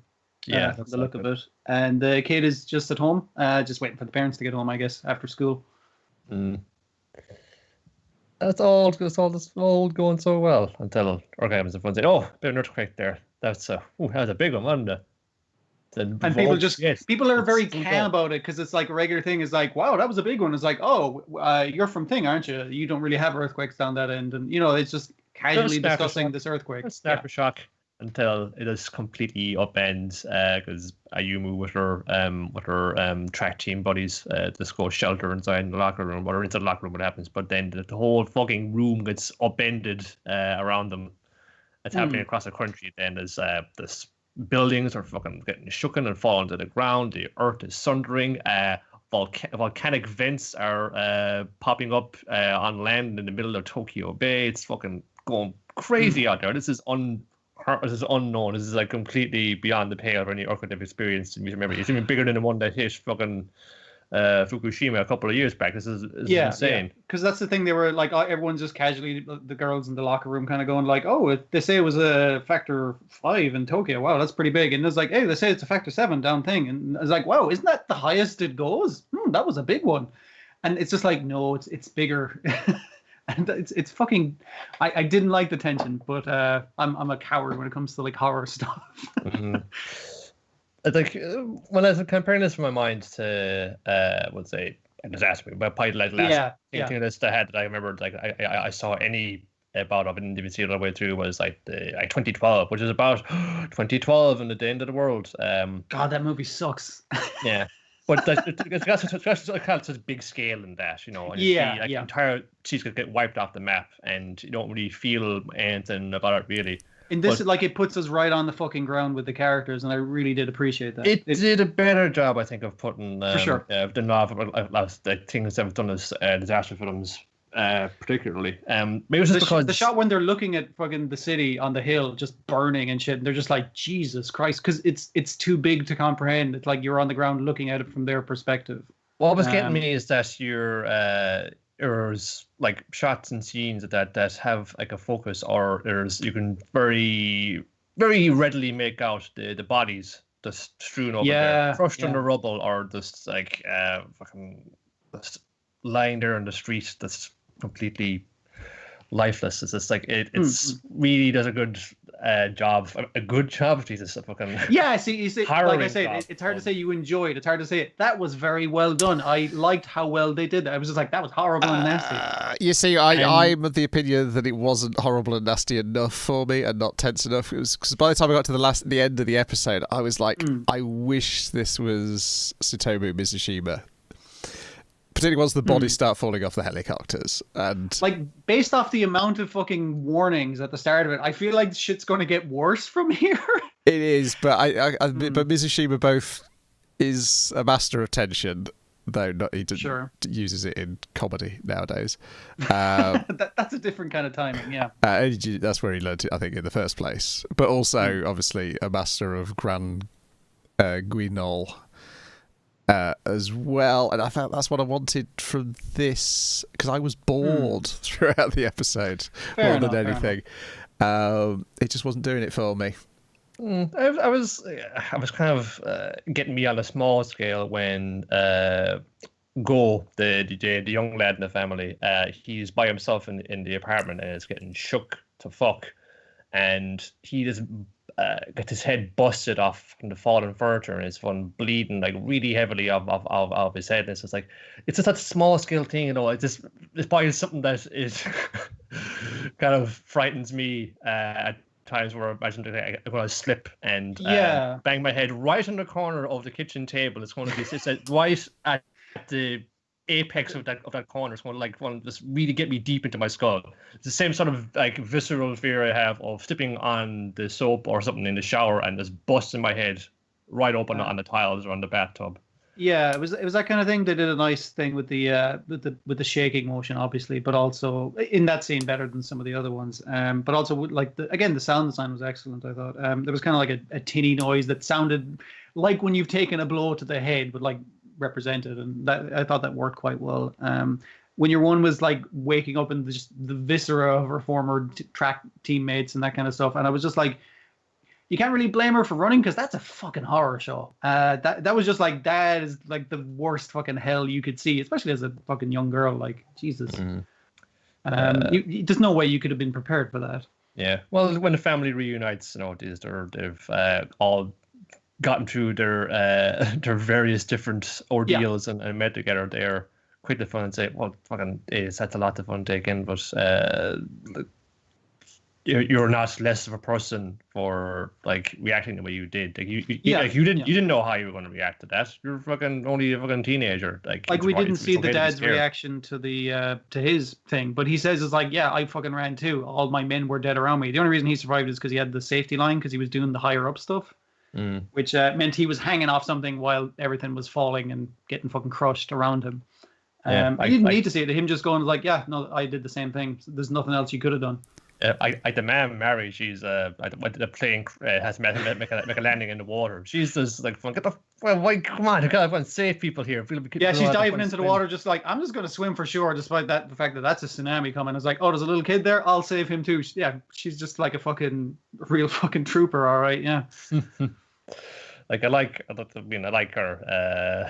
She just seems like this very strong matriarchal character. It's kind of like a little weird then, after all of this, seeing all of this horror unfold, the family meet again, and they're happy to see each other. But it's like they're straight back into the dynamic. It's like, oh, You're fine. You might cut your eyelid. Oh, typical Go. Always overreacting. No, I'm not. Shut up.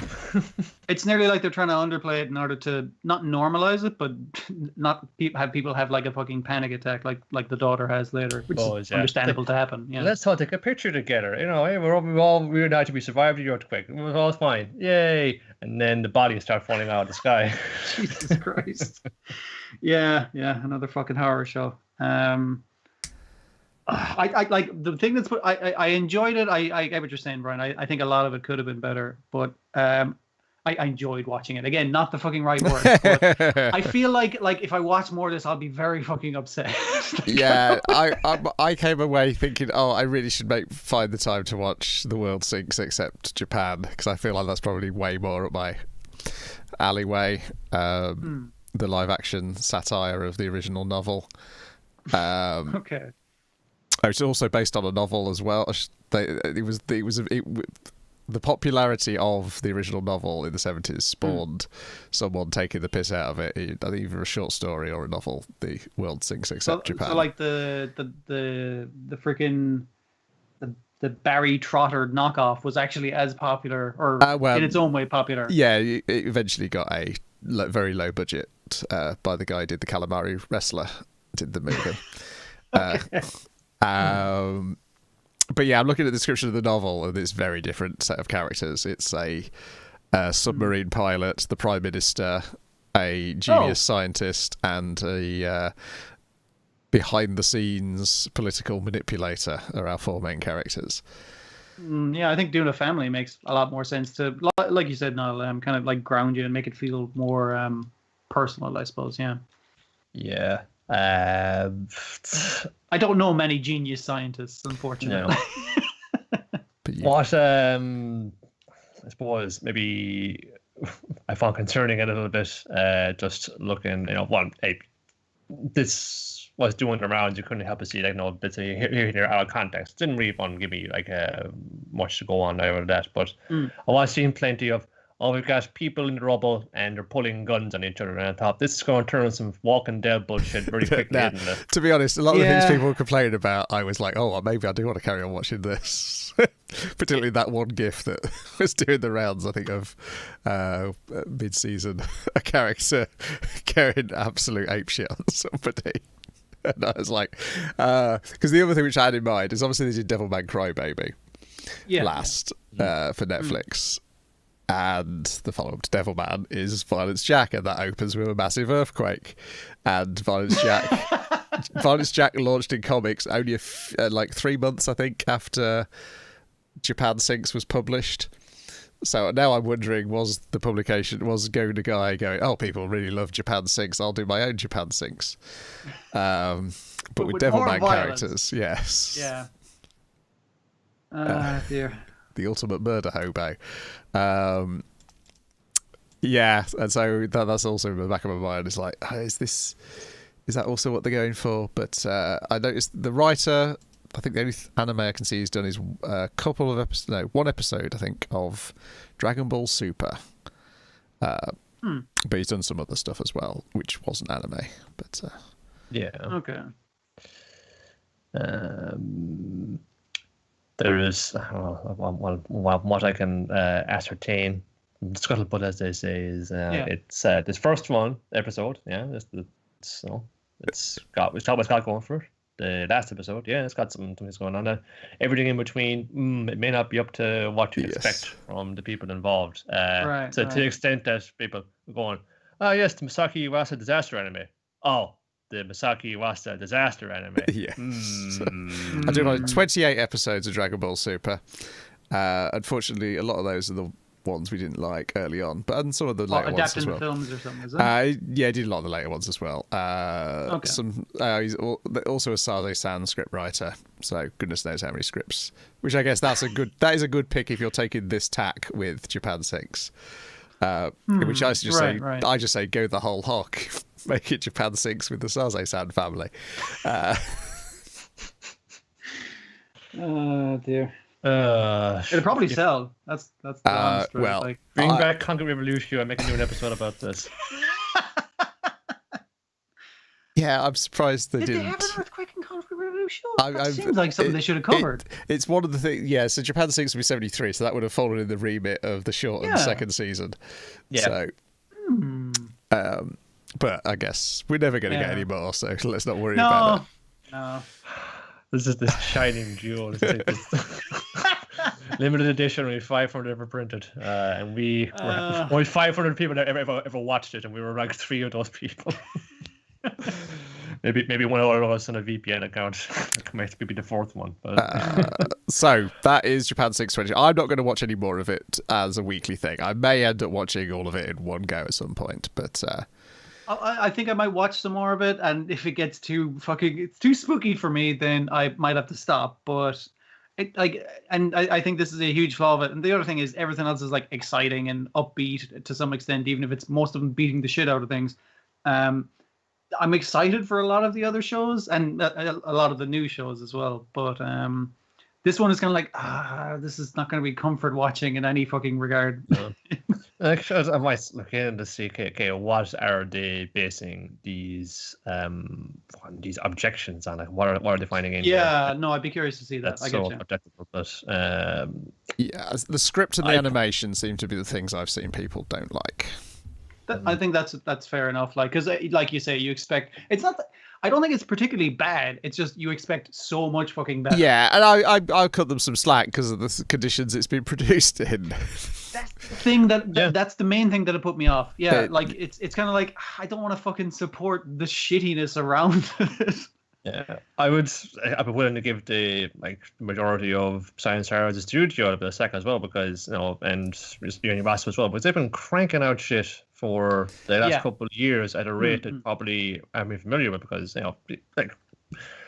if you're a fan, you know about them, but they really got thrown into the public spotlight after Devilman Crybaby before. This is fucking awesome. Who are these guys? Yeah. Who's the director? And then they're getting all releases of things, or been making films and making TV series. They've been working flat out. It's too fucking thin, I would think. That's happened in waves though, because it's not just once the Devilman Crybaby thing, then all the people who caught on with the Adventure Time episode, and were particularly in America, when you could go and watch Tatami Galaxy straight away on Hulu at that point. I remember the amount of people complaining about that Adventure Time episode. It was because it's not canon, guys. It's like, it's fucking cool looking. Shut up. Oh, I hate fuck off with your canon with Adventure Time. That's the problem with that fucking cartoon is the people This is meant to be about just fucking doing adventures. Once it got a fucking mythos, that's where I fell off a cliff for me. It's fucking cartoon, but you gotta have a fucking a logical, fucking rational, fucking rules for how the world operates. It's a fucking adventure cartoon. I would say the mythos was not a problem if the episodes came out on a regular pace and that was certainly in a correct thing for order. Watching. The main thing that put me off it was I think the fandom, because sometimes the fandom of things ruins the thing that you like. I just it was a really odd one. I was in a bus. I can remember very clearly. I was it was in Galway City on a summer day. I was getting a bus out to at the beach, I think, or to meet people out in Salt Hill. Yeah. And there were some folks there that were chatting to the top about Adventure Time. Oh yeah, Adventure Time. Oh, that sounds like I think that sounds pretty fun. I'm just kind of eavesdropping a little bit away in it. Yeah. Talking about an episode which probably a bit on where I'd seen anything, and they were talking the same things, but I had no frame reference for it, and it's like, oh yes, it's like. So we got this always fun details revealed about all these other things, and if we're to believe this, then that means that this happens. So post-apocalypse thing confirmed, and I start thinking I don't want to watch something like that. People discussing it that way about a cartoon about a boy and his talking dog. It's not what I want. I get you. But the attention they definitely the Science Hour, it definitely exploded there for a bit in terms of a public awareness, and like you say, even awareness in the West, with Devilman Crybaby as well. Again, another thing that makes me hugely uncomfortable, but I do like inverted commas. Yeah, was this what this on the weekly thing? Well, let's see how it goes. I said I'll just look at it and see how it is. I'll be good with B&A, because that's just something that's it's going to be like it's Yeah. tempting to just watch another one. a lot more to chew on in that, I think, than towards this. Yeah, but also B&A has a pacing to it, so that like one episode you're good, but you're greedy. You want more. The half hour you spend with it does not feel like half an hour. It feels it just like fucking half the flies. time. Yeah. It's ridiculous. I was like, this show isn't 10 minutes long. What the hell? Whereas with Japan 6 much 2020, I was like, oh, come on, get it over and done with. Admittedly, those episodes may actually be longer because it is for Netflix and doesn't have to worry about a TV slot, so I didn't actually check the time. Anyway, I'm sure there's much more happy things going on in Healing Good Pretty Cure episode 50. Oh no, wait, first fight, Nodoka and Rabarin grow apart. Niall, say it ain't so. It's all going so well. The little animal mascots, they're just putzing around town, and they see like a Daruma doll who's like outside a cafe. What the hell is that? Oh, that's Lavin Daruma. It's a cute little thing that this cafe owner is just thought, there's a little round Daruma doll, and they've I guess they have some lavender in their tea or anything like that, or planted outside. It's a cute little thing, and Nyataran, the cat, is like, that looks stupid. Who the fuck would like that? Like Pez and Piggy Tan's like, oh, some people enjoy it, and Rabin is like, yeah, it looks totally dumb. I secretly love it though, and I covet it, and I want to get it. And then Rabin goes to Nodoka and says, oh, well, trying to hide it, trying to be sneaky about it, because they want to go to the cafe and get it's the stamp card filled in, which you get little prizes for, and at the end you can get one of these like lavender Daruma dolls. They try to hide from that, but Nodoka's like, oh, you want to go to the cafe tomorrow, yeah? It's like, well, yeah, maybe. Oh, sure, I'll go with you. I mean, you can't go because you're a talking rabbit, so you can't really buy tea or coffee for yourself. So we need to go together. We have a fun little afternoon. I was like, yeah, thanks, Nodoka. You're always there for me. I'm glad I got a friend like you. So they go down, have a lovely afternoon. They bring latte as well because they got a walk dog, and have a lovely time. Have some tea. You got little kind of scavenger hunts in the lavender garden at front of the cafe. It's a great time all together. And they fill in all the stamp cards to get the Daruma doll and walking home. So when they're walking back then, they were into the rest of the gang. It's like, hey, what you doing? Like, what do you got there? Nothing. Is that one of those like lavender Daruma dolls? What the fuck? That's kind of that weird joke. Who'd want to be into a thing like that? Well, actually, Nodoka says, me and Rabin, we had like a great time. When we got these little dolls, and like, it's maybe not be your thing, but it's like it. Then Rabin's one saying, no, I don't like this fucking doll. What are you talking about? It's stupid. It's like your thing, Nodoka. Why are you fucking trying to rope me into this point? So, what the fuck, dude? So they kind of have it how it out a bit later on. And what the fuck, man? I brought you to the fun cafe and I helped you get the stamps to that doll. What the fuck are you doing? No, I don't actually like the doll. Just shut up. Leave me alone. And they're fucking loggerheads. There's no talking to them. They're just pissed off with each other, and Noah's going to come out and say sorry first. And it's like, what is this? And Nodoka is like feeling bad about it now. It's like, what's this sensation in my chest? Like, I don't feel sick because, as we know, I got a clean bit of health last week, and I'm so healthy now I can win the loud voice competition. But it's just this tightness in there. It's just like, it's just, I feel angry, but I feel sad at the same time. It's just, I don't know how it is. But we got no time for that, because the next day, the cafe gets attacked by Darius and makes a giant monster out of it. It's a giant teapot monster, by the way. It's a pretty good design. Here's a handle, here's a spout. The spout shoots horrifying infectious liquid that pollutes the local environment. So girls, you gotta get together. You got to do the whole thing. All right, transform. And this was like a really good little cut there because it gets so far into it. So we got Chiyu and Piggy Tan. It's like, yeah, best friends. Let's like do high fives. Hinata and Yataran. Yeah, best friends, high fives. Then it goes to Nodoka and Rabarin. Yeah, high fives. They just repulse each other. They got an electric shock. Breaks to the moment the animation stops. It's like, whoa.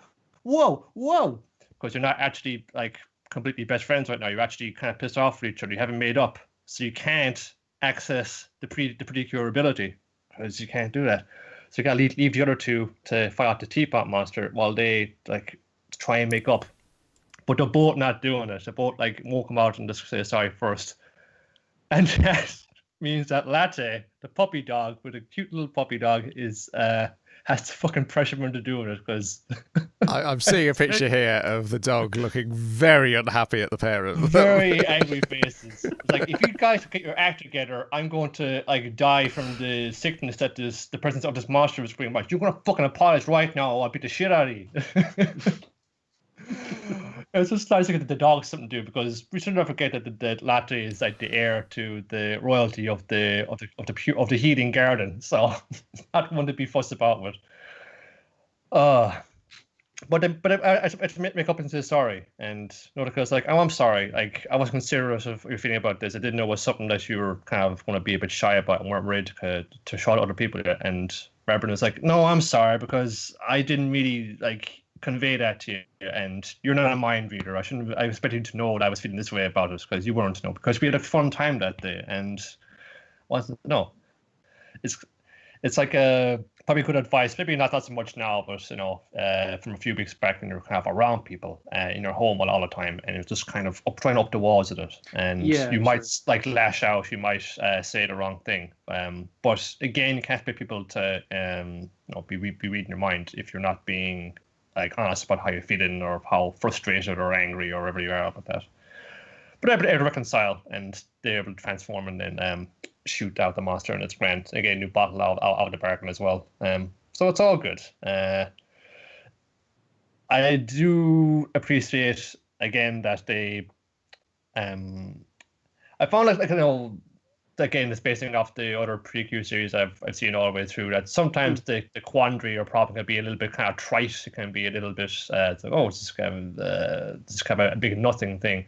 But some of these kind of problems happening here are rooted in kind of deep-seated like insecurity or emotional kind of issues. Like I like how like Hinata, she hasn't gotten over her feelings of like inadequacy, because she thinks she's a total ditz. She thinks she isn't cut out to be a Precure, and she's not quite over that yet. I feel like something that's going to come up again and again. It's the relationships here, they're all good friends, but they are willing to acknowledge that, they don't get along 100% of the time either. And sure, I just like how that's illustrated, and like, no, we can't just like put us kind of park this until we beat the monster up. No, we gotta do this right now. It's going to affect our performance and our abilities, and it's going to affect how we relate to each other going forward. We gotta deal with it right now, and just like don't let it sit there and fester. You got to just hash it out right now and make up with each other, because you're friends and you're better than this, and you should be able to get past this, especially when you got a giant monster to fight. I will say again, love the design of that teapot monster. Besides the shooting out the sludge off with spout, the lid this comes off and it spins around like a deadly saw blade. Never thought a teapot could be so threatening, but they did a good job. They found a way. Again, it sounds like the kind of thing I was like, what's the monster going to be this week? Looks around room, teapot monster. But they've actually, no, they seem to be knowing what they're doing, so that's good. It ties into the cafe, I mean, you got spill the tea, going, what's going on, girl?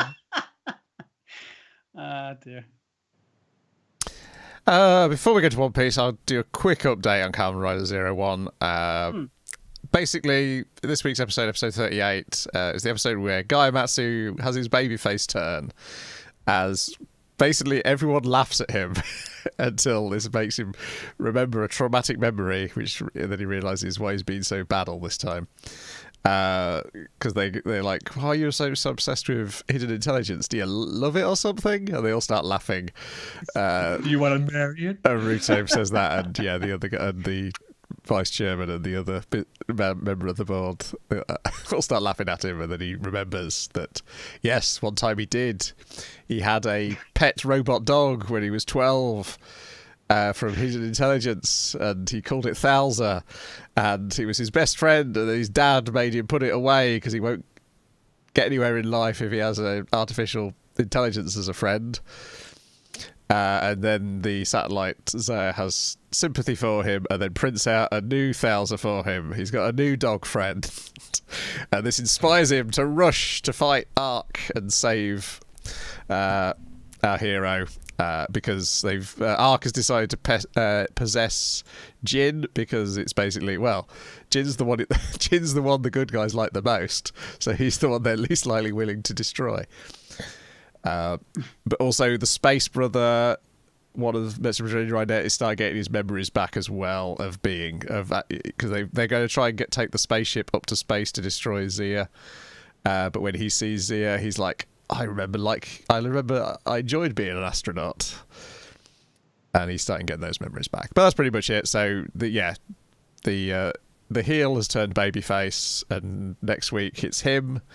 It's 0-1, and it's a dog against the bad guys. I assume the dog is going to transform into a power-up, because it is just a small robot dog, like an Aibo. Bowser is a good name for a dog, though, because it kind of sounds like Bowser. It does, yes. Yeah. But the idea that he's been named after a dog all this time that's pretty funny. It is pretty funny, yes. Wait, Indiana Jones was named after his dog as well. It was, yeah. Cool guys are named after their dogs. But then we get to One Piece, and the point at which I go, maybe I don't need to watch this every week again. I did enjoy parts of the episode. I did, but yeah, it takes 5 minutes before the show gets going, where we're with Queen and Luffy, and the Queen's men are all shouting, death match, death match, death match, death match. And Luffy's like grinning or looking nonplussed. So they send the first lot of guys in after them, and he just uses Conqueror's Haki on them and knocks them out without raising a fist. Then the pleasures enter the ring, and we see Kawamatsu watching from inside his cell. Meanwhile, back at the bath, a raid. This is a raid. Hawkins has entered the bath with his men, and he's demanding to see everybody's ankles. Weird fetish, but okay. Yes, Drake is refusing to come inside because he's waiting for Sober Mask. Yes, that's the reason why he's waiting outside. Definitely not that nudity makes him faint. Shinobu's like, okay, women, Nami, Robin, hide behind me. I'm going to use my body to protect you. I'm going to use my pure fucking sexiness to just distract from this situation. But then your man can see like more shadows fall behind to the ground. Yes. But also like all the women are like, wow, that boy is a national treasure. Yes. That's when Nami steps out and the tail drops. Hawkins does not affect Hawkins at all, but it does reveal Sober Mask's location, though, because he's no longer invisible once he starts spraying vast fountains of blood from behind his mask. I think my favorite thing in it was the two lads is like, hey, you're from North Blue as well, right? Yes. You know who that is, right? It's like two guys going like, holy shit, is that Batman? That's Stealth Black. That's Batman. What's he doing here? Look, he's got the floating boot. Yeah, they're just saying all these moves, and he's like, I'm fucking Sober Mask. He's like, that's fucking Stealth Black's move. I know that from the comic books. And yes, it's really funny. And Sanji's like, I'm not Stealth Black, I'm Sober Mask. Meanwhile, the women have got dressed while all this was happening. While all that dickery is happening, they're going to do a runner. But Sober Mask flies them out of here like Superman, even though he's slightly weakened by all the blood loss. It's just caked into his face mask as well. It's like it must be super grody in there. Yeah. Then back at the prison, the pleasures get jet gatlinged because they foolishly took off the sea stone handcuffs off Luffy, and so he's basically saying, I'm more powerful. I had all that time without my powers, and now they've been released. I feel light as a feather. But I need something more. So let me recycle some animation. And let me remember times when I was pretty strong, but not quite strong enough. And let me remember another episode where that guy showed me a special move that I haven't mastered yet, and I could possibly do in the next couple of episodes. Meanwhile, Zoro is in Ringo looking for his sword, and he finds the sword thief, a guy who's definitely not Benkei. He is in fact Gyuki Maru, a guy who looks exactly like various historical renditions of Benkei and stands on bridges stealing people's swords, carrying a bunch of spears and shit in his back. Yes. As the monk's hood. Yes. It looks like a barrel at him. On the preview next one, it looks like there's a good bit of that fight has been extended, which is tempting me to watch it. But I'm like, how much of this episode are you going to recap before you? Yeah, that's the thing. He explains that he's already buried the Shisui sword. Yeah, because he's like, it was stolen from his grave, and Zoro's like, yeah, I know, and it's like, dude, that makes it sound like you robbed it. Don't fucking. No, hang on. I wanted to like. No, I Zombie fought Island. his corpse. It's fine. I fought his corpse. I earned it from killing him a second time, I guess. So Zoro's like, it's complicated. Okay, I'll take all your weapons then, mate. I'll take everything you've got. Dear. Yeah, generally good stuff, but yeah, you see it's getting back to normal levels of Toei production. And they're getting good at doing the stuff. It was like, hey, that fight's going to be extended next episode. Aren't you excited? I'm like, I do kind of want to watch that though. But yeah, the pacing of this one wasn't particularly great. And again, it wasn't bad. It's just like, it's fine. Yeah, like you say, back to business as usual. It's business as usual. That's the thing. Yeah, I think we're another week or so before either the car or the millionaire come back. I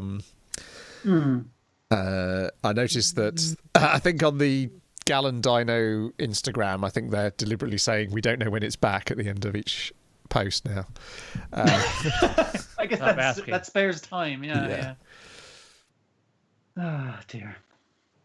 Which is a shame, because I think that might be the thing I was missing the most. But apparently Radman and Millionaire Detective should still go down well.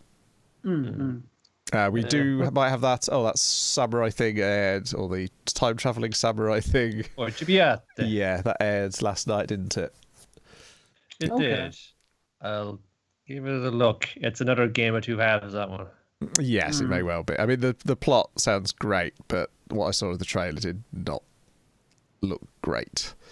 But we see. But at least we'll have Deca-Dence episode 2 to talk about, if nothing else. 2 hours of that and then like 5 minutes of everything else. I got a lot of things to say about it. Good things? As soon as we get off the call, you just want to shout at us saying, get off and watch it, get off and watch it, well, get off and watch it. Okay, we're gone. There's other things we might want to talk about as well. Our usual Shonen Jump talk. No, my feeling was, from what I saw, like the things, and then I've seen the episode, because I really liked episode 1 of Deca-Dence, and watching episode 2, it feels like somehow they've been listening to the podcast and thought, what else can we do to make Brian love this even more? Right. Put a bunch of haybots in there, that's how. Yeah, you're close. Pretty close. Yeah, so that'll be next week. Anything coming up on Secret of the Sailor Madness? Had to do a last minute rescheduling of that recording about the critic will be caught more, but hopefully get that back on track. And I've been pondering in the meantime some possibilities for doing some more Drawn or Alive. We could compare I imagine something with animated counterpart or vice versa, and see which one pulled it off better. Who wore it better, you could say. And I've been toying around with a couple of things. We mentioned the tick versus the tick, but that's gonna be a big endeavor. I was looking at one for doing like the film RoboCop and some of his animated things. No! Why would you pick like one of my favorite, possibly my favorite movie, and then like things that I hate?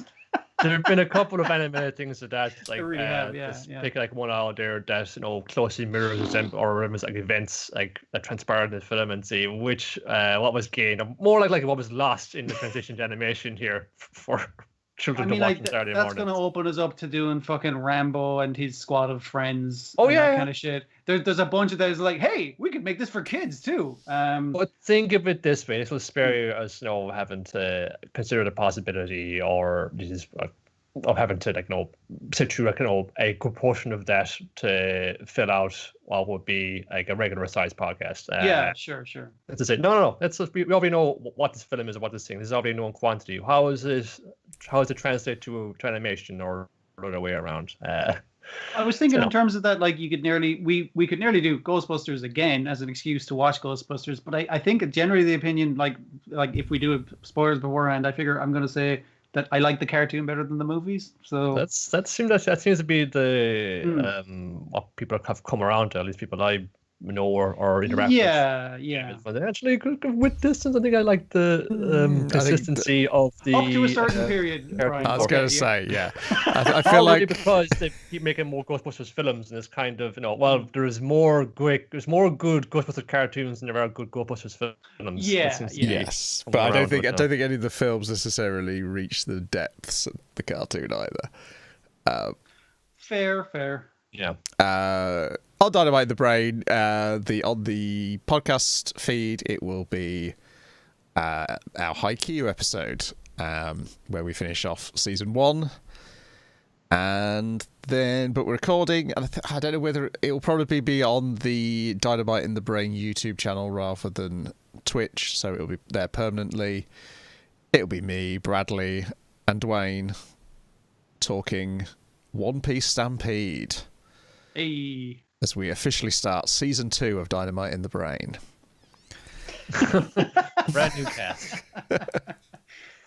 Dwayne playing the part of Brian playing the part of Bradley playing the part of himself. Yeah, which I suspect will be. On my list of things to talk about, the first thing we have to do is ask Bradley how far he is in the comic. Just in case me and Dwayne... I don't want to fucking spoil anything if I can help it, for sure. Just got Usopp onto the crew. Well, actually, it's in the anime, because what he was doing was last time I spoke to him about One Piece was he'd wait for an arc to finish and then watch the entire arc in one sitting. Well, not in one sitting, but in yeah, one sitting would take a while. It would, yes. But yeah, like watch all the episodes. Yeah. So we have to see where he is, because there's a lot to talk about in that, and we might accidentally give things away. Yeah. I had to do that. Talking of giving things away, Niall, tell us your location for doing a podcast next week. Time and location.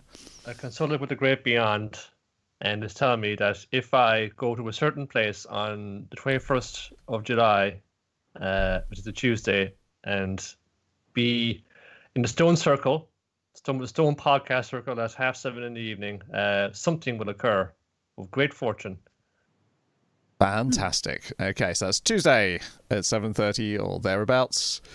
We'll be back with more. Let's go. Goodbye. Now I've got to find the button to end the stream. There it is.